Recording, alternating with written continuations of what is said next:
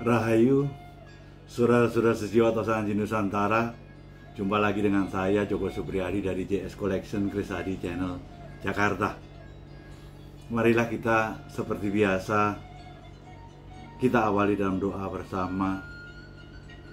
Semoga senantiasa segala yang terindah dan terbaik terlimpah untuk kita semuanya. Amin.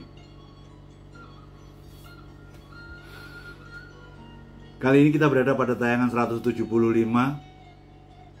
Tema yang saya bawakan adalah pamor udan mas. Titik 2, filosofi dan variasinya. Pada kesempatan ini ada 4 keris saya yang saya akan babar, yaitu nomor 8180, nomor 8297, nomor 8440, dan yang terakhir 7512. Seperti Anda sudah ikuti pada sajian-sajian saya pada tayangan sebelumnya,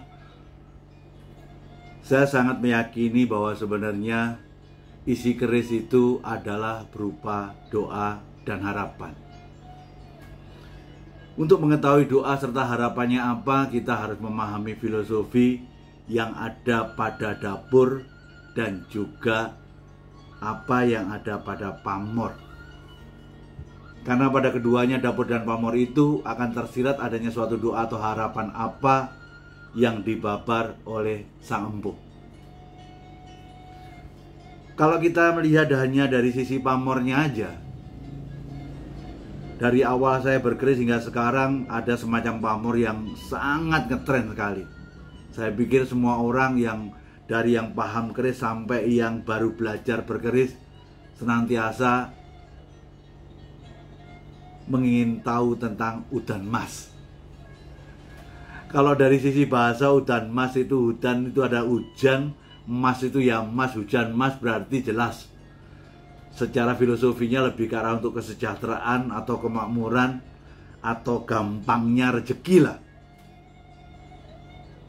Namun ketika Anda juga belajar dari sisi pamor menurut Bambang Hadrinoksmo, ada 3 acuan dalam melihat pamor, dan ini untuk mengatur hampir 80% makna pamor. Ketika pamor ada yang berupa garis-garis, itu adalah berfilosofi perlindungan dari luar ke dalam. Kalau yang sudut-sudut adalah perlindungan dari dalam ke luar. Artinya agar kita tidak melakukan suatu tindakan tercela demi untuk mengangkat koi-koi bawaan diri. Dan yang ketiga adalah bulat-bulat. Ya, bulat-bulat itu adalah urusan tentang kesejahteraan dan kemakmuran atau rezeki tadi. Sehingga ketika kita melihat udan mas banyak bulatan-bulatannya, berarti sinkron dengan apa yang disampaikan oleh Bapak Bambang Hadrinoksmo, bahwa itu berfilosofi seputar yang kita sebut dengan kesejahteraan. Kalau kita melihat pamor yang udan mas itu, ketepatan, kebanyakan pada tangguh-tangguh Pejajaran, tangguh Tuban, itu banyak yang udan mas.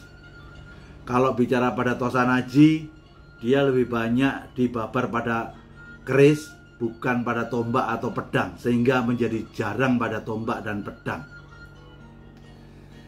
Kita sama-sama tahu suatu pamor dikatakan udan mas ketika terdiri dari bulatan-bulatan yang konsisten membentuk titik 2 1 2 1 2 1. Sehingga komposisi itu kita sebut sebagai suatu pamor yang namanya udan mas. Harus konsisten 21 21 dari sor-soran sampai ke atas. Kalau dia posisinya tidak konsisten, ada posisi 21 21, entah 1 atau 2 komposisi, yang lainnya menjadi tidak berkomposisi 21 21. Orang menyebutnya itu sebagai udan mas tiban.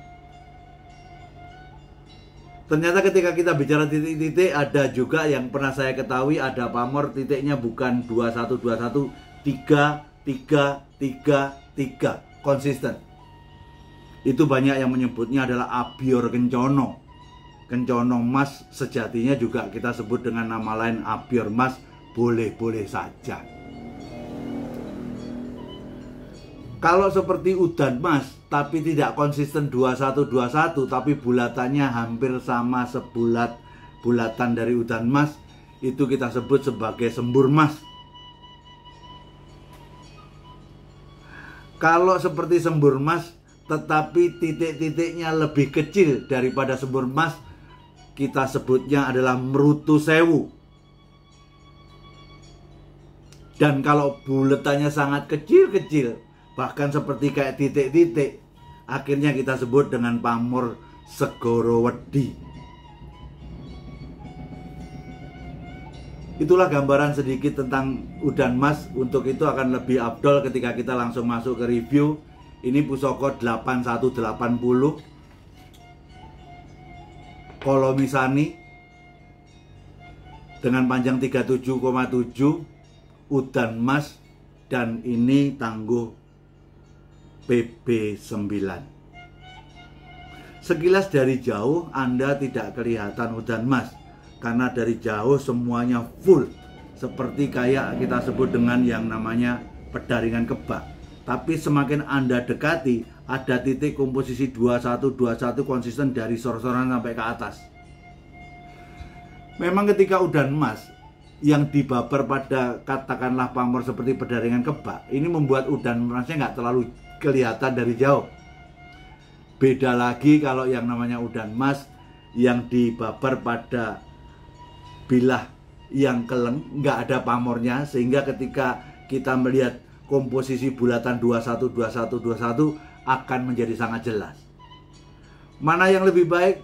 Preferensi daripada olahraga Anda, mana yang akan menerima lebih baik, itu semuanya. Dan ini dibabar pada pedaringan kebak. Ada satu variasi yang lain, yaitu pada pusaka nomor 8297, brojol dengan panjangnya 39,2, udan emas juga tapi pejajaran. Kalau Anda lihat secara miring baru akan tahu. Kalau yang di keris PB tadi udan emasnya adalah pedaringan kebak, ada drip-dripan komposisi 21-21 konsisten ke atas. Tetapi ini lain, seolah-olah pedaringan kebaknya ada di luar. Justru yang terkait dengan masalah bulatan-bulatan 21-21 itu ada di dalam pamor pedaringan kebak. Sehingga sekilas ketika kita lihat seperti kayak bisul, atau dalam istilah pamor seperti kayak pamor munggul. Jadi dia itu tumbuh ke atas. Terus terang,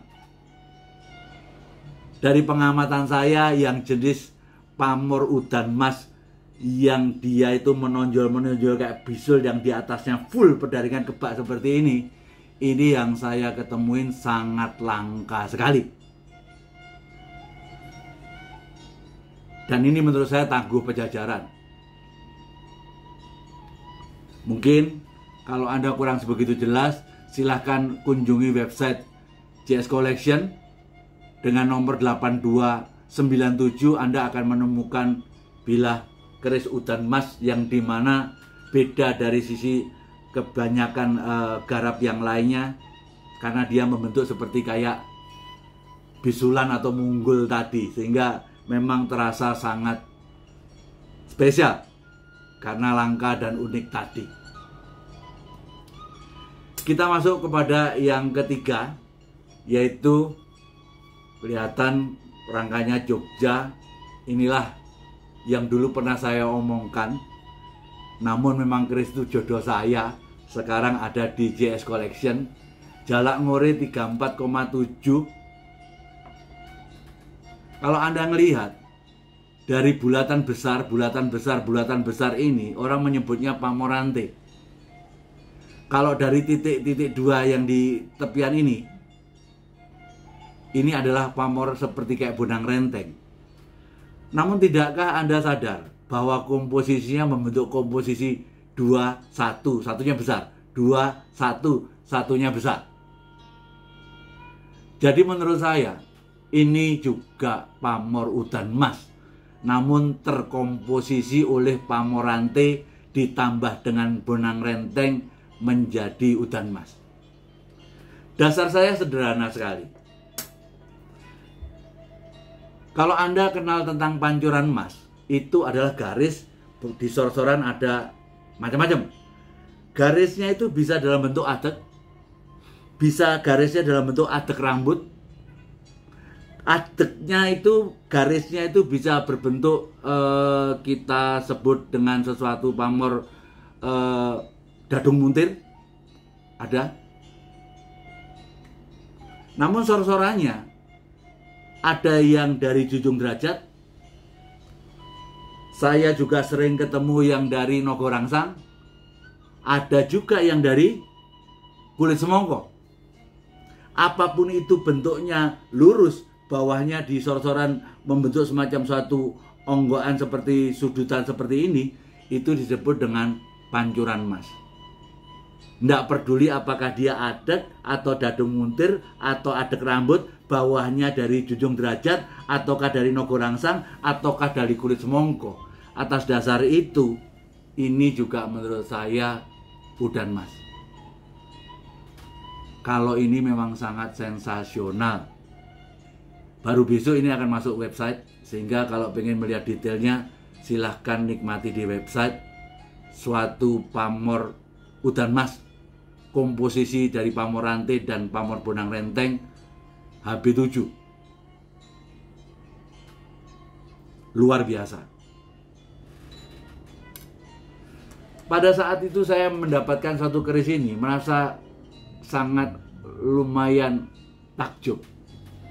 Karena dari sekian lama saya melihat keris, tidak pernah ketemu model yang seperti itu. Namun akhirnya semuanya itu menjadi tercerahkan lagi ketika kita melihat keris nomor 7512. Brojol 32,4 yang sangat sepuh sekali.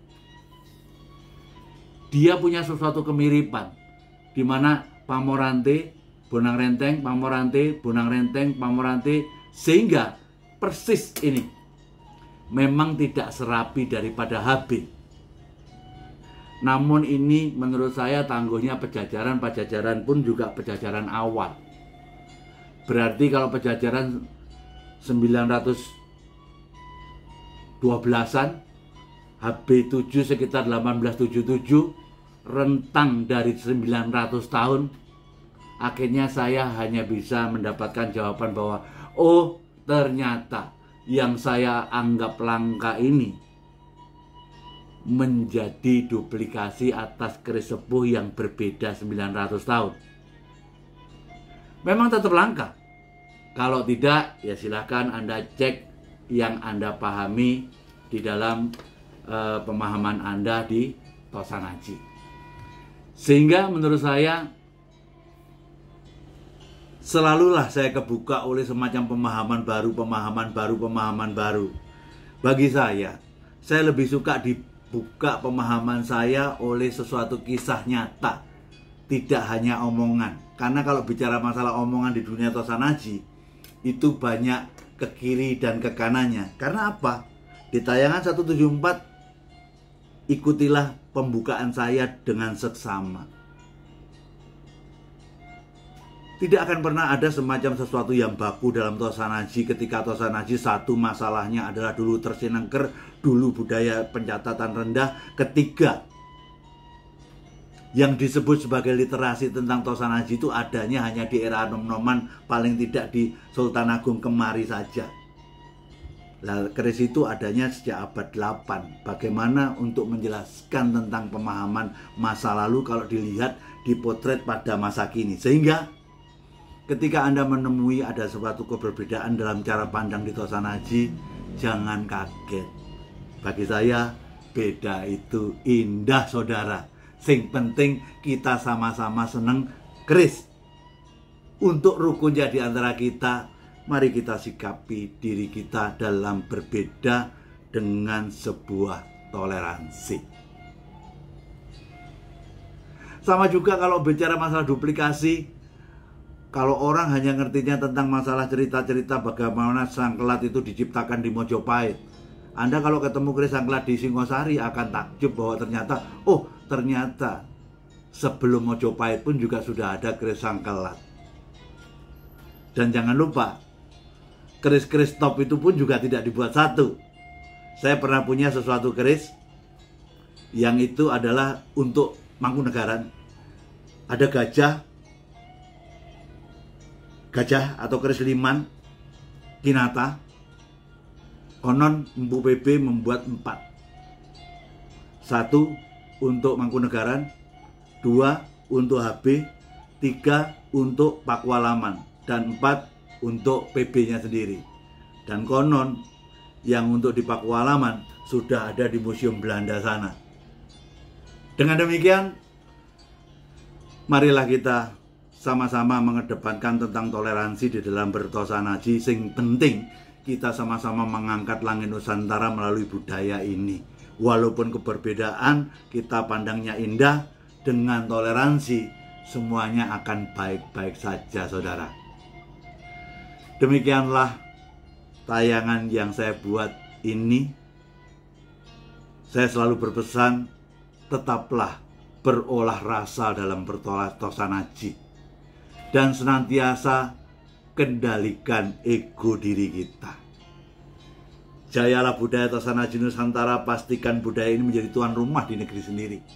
Kalau bukan kita, siapa lagi? Kalau tidak sekarang, kapan lagi? Waktu kita berdharma untuk Nusantara ini sangat singkat. Pastikan kita angkat langit Nusantara ini melalui budaya yang sama-sama kita cintai. Pamor, udan mas, filosofi, dan variasinya untuk Anda. Nuhun.